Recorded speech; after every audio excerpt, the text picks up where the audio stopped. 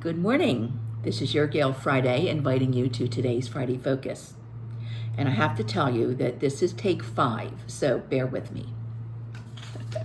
So, as you know, as you have probably seen, we are in the season of yard sales. At any given weekend, we'll see signs in our own neighborhood, at the entrances to communities. Sometimes they're spread out along the roadside. They're everywhere. They are everywhere. So we look at it as one man's trash is another man's treasure. And we probably have lots of those. But here's the thing.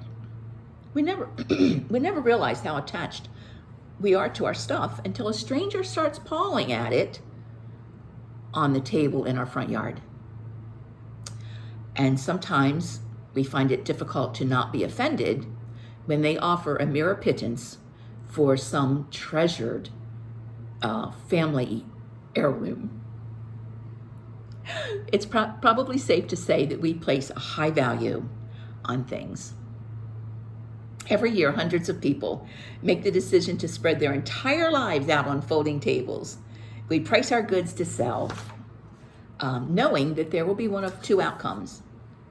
Our treasures will begin anew with someone else, or it will be left behind. We feel a little heartache with each decision. So in Mark 10, we find the rich young ruler who wanted eternal life, and he took pride in being the keeper of the commandments. He seemed to be everything a Christ follower should be. But Jesus, knowing his heart, revealed what truly held his devotion. Jesus told him to sell everything he owned in exchange for the treasures in heaven. That ruler walked away very sad. It's easy to accumulate stuff, but if we're not careful, our things begin to take up as much space in our hearts as they do in our homes. We may find ourselves holding a little too tightly to things of this world. In Matthew 6:21, we read, "Where your treasure is, there will be your heart also." And I have to smile when I say that because it's one of my favorite scriptures. Do we love our stuff a little too much that we leave too little room for the treasures of heaven? Maybe it's time for a yard sale, the one that we do of our heart, not necessarily of our goods, but to give it all to God and let it be in his hands and no longer in ours. So that's it for me.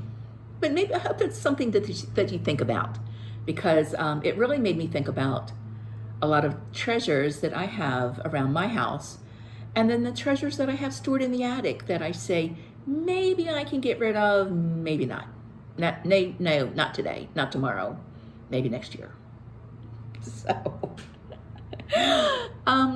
take some time this week to pray for our shut-ins, for those on our prayer list that have been in surgeries and are hurting, and also take time to rejoice with those who are rejoicing all the good things that the good Lord has given them.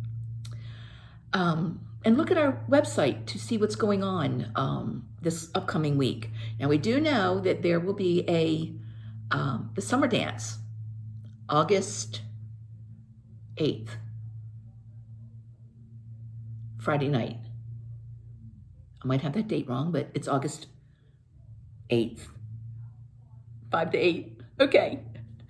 And today's song, actually, I found it in my daughter's old Joyful Sounds from when she was in elementary school. It's verses 4 and 6 of Take My Life and Let It Be. Take my silver and my gold, not a mite would I withhold. Take my intellect and use every power as thou shalt choose. Take my love, my Lord, I pour at thy feet its treasure store. Take myself and I will be only ever all for thee. Have a blessed day, and never forget how much you are loved. See you soon. Bye-bye.